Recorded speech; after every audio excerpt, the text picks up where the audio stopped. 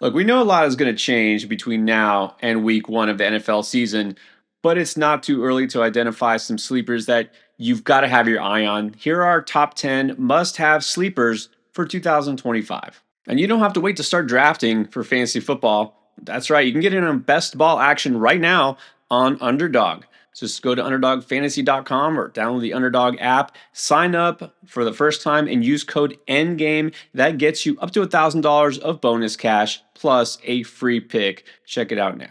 All right, let's kick it off with a player that really is looking for a big bounce back year, and you think it might happen. I think it might happen, and honestly, I put Hollywood Brown on here, and I'm leading off with Hollywood Brown.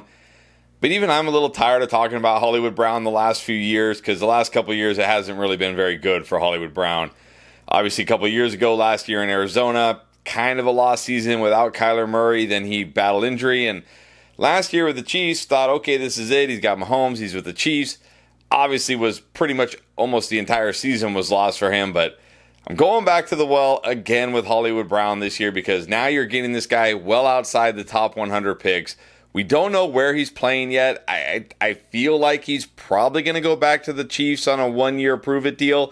But if he doesn't, he's going to go to some other team on a one-year prove-it deal, more than likely. Yes, I know the risk here. This guy, again, I feel like is one of those guys I probably am always a little too high on in fantasy. But we know the potential is there for him. The risk really isn't there this year because you're drafting him so late.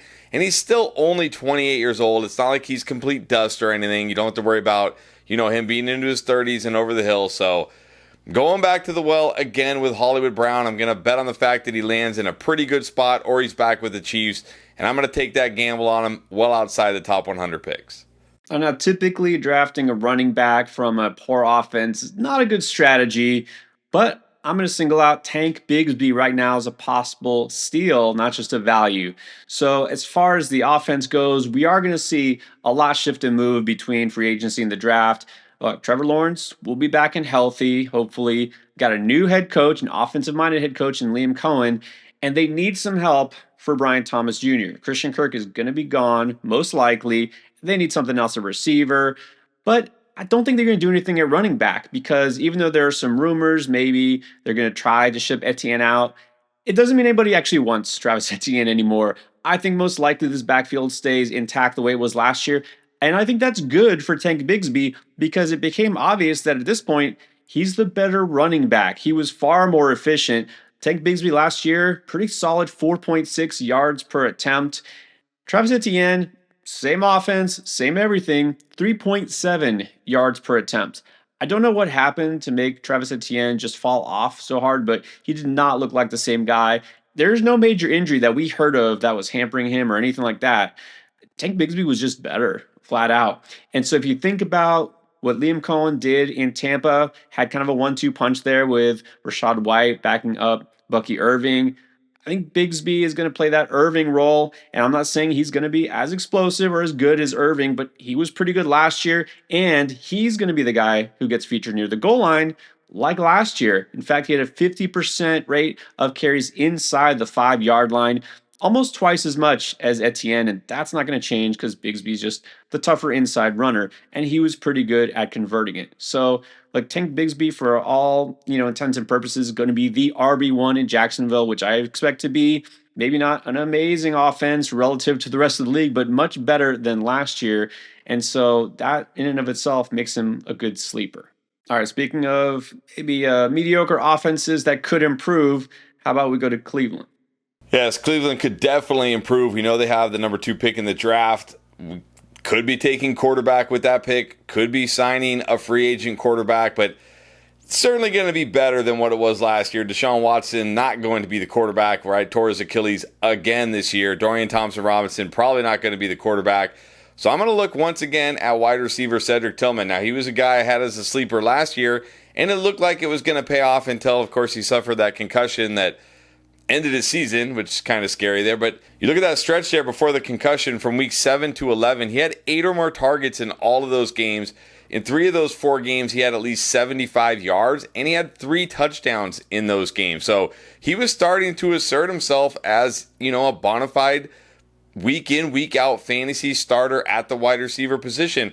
Now he's entering that pivotal year 3. This is when we see wide receivers, typically like make that leap to, I'm not going to say he's going to be a stud or anything, but they make that leap to becoming a productive week in and week out player. I think that's going to be Cedric Tillman this year in this offense with whatever they do at quarterback. And you know what's interesting about Cedric Tillman? When you look at him on a site like Player Profile that compares players, his best comparable player is actually Nico Collins. They're both big outside wide receivers, kind of have similar games. What do we see from Nico Collins? 2 years in a row, didn't really do a whole lot because he had terrible quarterback play. Finally got a quarterback upgrade and got unleashed. I'm not saying Cedric Tillman is going to be as good as Nico Collins this year, but I think we could at least see Cedric Tillman be a week in, week out startable player in fantasy. And it's like he's being completely forgotten, going well outside the top 100 picks on Underdog right now. So I liked Cedric Tillman last year. He was a guy I was taking like with my last pick in a lot of drafts. This year, I'm going to take him wherever he falls as much as I can. I think we're going to see an improved Browns offense, an improved passing game, and hopefully a healthy Tillman all year long. And I think he's going to be a guy you're going to want in fantasy week in and week out this year. Yeah, I'm on board with that pick. And hey, if the Browns do get Cam Ward, maybe that is going to be an explosive offense. All right, now I did not think Denver's offense was going to be very good last year. Turned out I was wrong. Some credit again to Sean Payton and Bo Nix look like the real deal. And so that's why I have finally some hope, as we all do, for Marvin Mims. Now, Marvin Mims did come on late in the season, 4 touchdowns just in the last 2 games. And over the final 5 games, he actually finally got involved in the offense. 68 yards per game, a total of 5 touchdowns in that stretch. 200-yard games also in that span. Now, the thing with Mims is he's probably not going to be the number 1 receiver in that offense because talking about extending Cortland Sutton, keeping him there, and why wouldn't they want to keep him there, right? So Mims will never be the alpha, and that's just not his game. He's more of a deep threat, right? A field stretcher.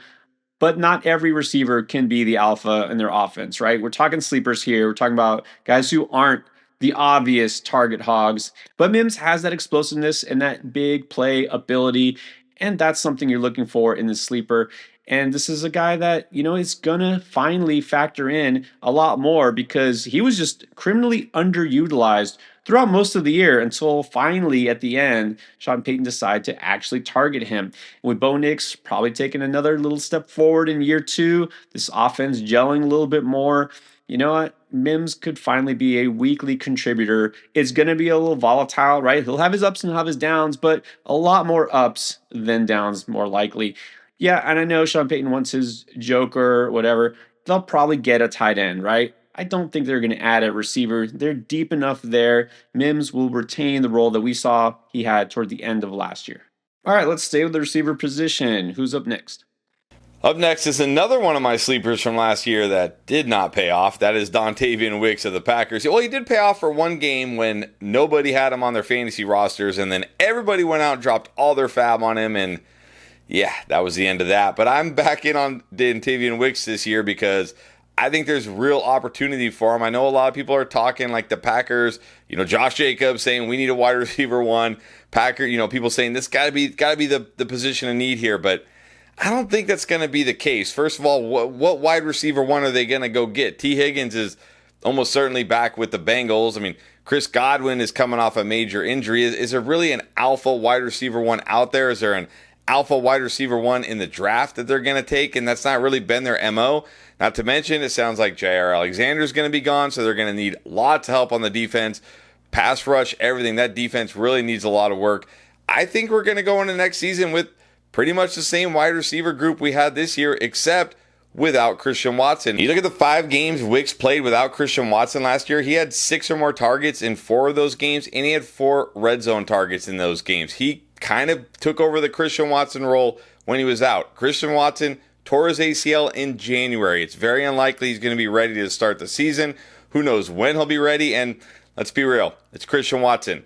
We might not even see this guy in 2025, to be honest. So I really think the Packers, they might sign some vet wide receiver, but I don't think it's going to be an alpha stud wide receiver 1 type. I think we're going to see pretty similar offense to what we saw last year. Yes, Dontavian Wicks in all the Packers wide receivers will probably be frustrating on a week-to-week basis.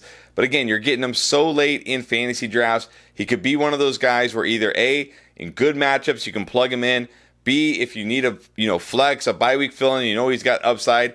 And C, if you're doing underdog drafts like we're doing right now, he's a great underdog pick because when he has those spike weeks, he's in your lineup, and when he busts, he's not. So I'm back in on Dontayvion Wicks this year. I was probably too high on him last year, but now I think there is a path for him. I'm going to be back in on him this year again as a sleeper. All right, well, another popular sleeper at points last year who could finally pay off is Jordan Whittington for the Rams. Now, we know that Cooper Kupp may not be with the Rams next year because they apparently just don't want him anymore. They're talking about trading him. I mean, there's even talk that Stafford might be gone, and we'll see what happens there. But for now, I'm assuming that he's still the quarterback, but Kupp is probably not going to be in a Rams uniform. That opens a door for a guy they already have in Jordan Whittington. And look, he didn't get a whole lot of attention necessarily last year as far as target share, but they have a guy named Puka Nacua still there. Clearly, he's going to be the top receiver, but Whittington could be the number 2 guy. Sure, maybe they will draft a receiver at some point. It's not going to be super early. Some mocks have them taking a tight end early, some have them going defense. Either way, there's more pressing needs, I think, than replacing Cooper Kupp. Jordan Whittington could get that slot role, and we know that's valuable in this offense, honestly, regardless of whether it's Stafford at quarterback or not. Sean McVay knows what he's doing. And so Whittington, in the time that he played without Cooper Kupp last year, was actually pretty effective. In 5 games where Kupp didn't play, Whittington averaged almost 4 receptions and 53 yards per game, which doesn't sound like a whole lot, but if you prorate that over a full season, it's about 901 total yards and 65 receptions. That's helpful in a fantasy league, but also, again, this was just limited time in his initial run through this offense. He can definitely improve in the offseason. This guy who showed flashes, we just need to see more of it, and we might see a lot more of it. And if you're doing early drafts on Underdog, this is a time to take advantage because if we find out that he is going to be a starting receiver here and Kupp is gone, that ADP, which right now is at 166 on the big board for best ball, it's going to skyrocket. So I'm drafting as much of Whittington right now as I can. All right, we still got plenty more sleepers left. Chris, who's next? Next is a quarterback going into year 2, and no, it's not Caleb Williams. I don't think he's a sleeper. It's Drake May, actually. Drake May, I think, is a good sleeper. I look on underdog drafts right now. He's typically going around QB 15, QB 16. And I understand it's the Patriots. It's not like he has tons of upside. But look, what I really like from last year is, yes, he showed flashes. He showed signs that he can be a starting quarterback in the NFL. But I love the fact this guy had 421 rushing yards in only 13 games last year. He's got that rushing upside. He gives you that rushing upside. But I also love the fact that they brought in Mike Vrabel. Now, I know Mike Vrabel doesn't make you think like, oh my gosh, fantasy-friendly offense here. Probably the opposite, honestly. But one thing it does make me think is the Patriots might actually win some games this year, and they might actually be able to control the ball and put some drives together and, I don't know, score some touchdowns maybe. Things they couldn't do last year at all. Drake May going into year 2, you got to think it's going to be a priority to get this guy a weapon at the wide receiver position, either through free agency or through the draft or both, whatever they have to do here, maybe one of the tight ends, whatever it is, they got to get this guy a weapon. But again, when you're talking about a QB going QB 15, means he's probably your QB 2 in these underdog drafts, or if you're doing like a deep redraft league and you just completely punt QB, he can be your QB1, and because of that rushing ability, he gives you that weekly upside. And of course, now being on a better team and what should be a better offense going into year 2, we could even see a better Drake May. So I'm going to take shots on Drake May in these drafts as my QB2. Give me that, weekly upside at the position with the rushing and with the potential to get better in year 2. I think Drake May is being completely undervalued and slept on in fantasy drafts right now. All right, I couldn't go a whole video without talking about at least one Hurricane player, right? Well, look, I know the draft hasn't happened, but wherever Xavier Restrepo goes, he's going to be a valuable part of the passing game. Remind you that he, alongside Cam Ward, All-American and led the ACC in touchdowns with 11 and yardage with 1,127 receiving yards. Now, before you say, well, this is just a slot receiver, that's it. Okay, sure, he will play a lot in the slot, but that is not all he did. You don't get that much yardage, that many touchdowns by just dinking and dunking, right? This is a guy who also averaged over 16 yards per reception, a lot of big plays, and that's what I like. He can stretch the field as well. So I feel like it almost doesn't matter where he lands. Wherever he's drafted, he's going to be a contributor right away. He's going to be one of the more pro ready wide receivers in this draft. And let's face it, when I look at this incoming rookie class of wide receivers, and I'm not the only one who thinks this, there maybe isn't a clear cut top guy. I mean, there's people that are projected, to be among the top drafted, but this wide receiver class is not like last year's. I think Restrepo is probably the one I feel. Sure, I'm a little biased, but still, looking at the film, he's a guy who's probably one of the most pro ready. He can come in and contribute right now, week one. A lot of mock drafts have him going in round 2 or 3, and that's pretty good draft capital for this class the way it is. And so I'm in on Restrepo for the most part. I mean, you have to go to a really, really bad situation for me to have no interest in him. All right, tight end time. Who's your guy at this position? My guy is Pat Freiermuth. I'm really surprised at where Pat Freiermuth is being drafted right now. Currently going as a tight end 20 on Underdog Drafts. The tight end 20. This guy was a tight end 13 last year in terms of points per game. He had a pretty good, stretch run. Down the stretch, he was pretty good for fantasy. He's in this Arthur Smith, Mike Tomlin offense that we know will utilize the tight end. And now we're hearing rumors that the Steelers are going to bring back, or they want to bring back, one of Russell Wilson or Justin Fields. If they do bring one of those guys back and they're their starting quarterback for next year, I think that's good for Pat Freiermuth. Now look, Pat Freiermuth is not going to finish as, a top 5 tight end, maybe even a top 10 tight end. But again, you're drafting this guy as tight end 20. You're telling me there are 19 tight ends better than Pat Freiermuth for fantasy? I'm not buying that at all. So yeah, Freiermuth, not the most exciting name. Probably not going to be a league winner at tight end, but I just feel like he's one of those guys, in best ball draft, he can be your tight end 2, tight end 3. But even in redraft, if you miss on tight end or you punt the position, he could just be one of those guys that you pick up off the waiver wire, you put him in your lineup every week, you get a decent amount of points, and you're fine. So Pat Freiermuth, don't understand why he's going this low. Definitely a sleeper at tight end. Well, I'm going to take a slight leap of faith here with my tight end pick. It's JT Sanders for the Carolina Panthers.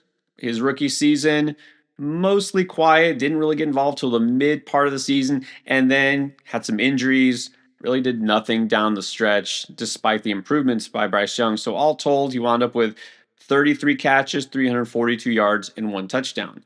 But this is a rookie tight end we're talking about, and it's not very often, unless it's Brock Bowers, right, that you see a rookie tight end really make a major impact. A lot of times it takes till year 2 or 3. But we actually saw some flashes from him as well. It looked like he was coming on, like I said, mid-season, and then that's when just kind of fell off because I think a lot of those injuries caught up to him, and that offense was a lot in flux. Switching back from Dalton to Bryce Young, and so with Bryce Young actually looking like a legit NFL quarterback, and Dave Canales getting this offense in order and be able to score points, I have confidence that Sanders will also take a big step forward. And this is a guy who's drafted to be a receiving tight end. He's not out there just to block, right? He was drafted, honestly, a little bit later than I thought he would be. He was the first pick of the 4th round. A lot of early mocks last season had him possibly going in round 3, maybe late round 2. But he's also just still getting started. He's only 21 years old as of right now. And so he's got some room to grow. It may not be an immediate splash he makes early in the season, but this guy who might be a sneaky value at the position. Those are some of the sleepers we love in the early part of the offseason. Now, everybody loves these players, but Chris does not agree.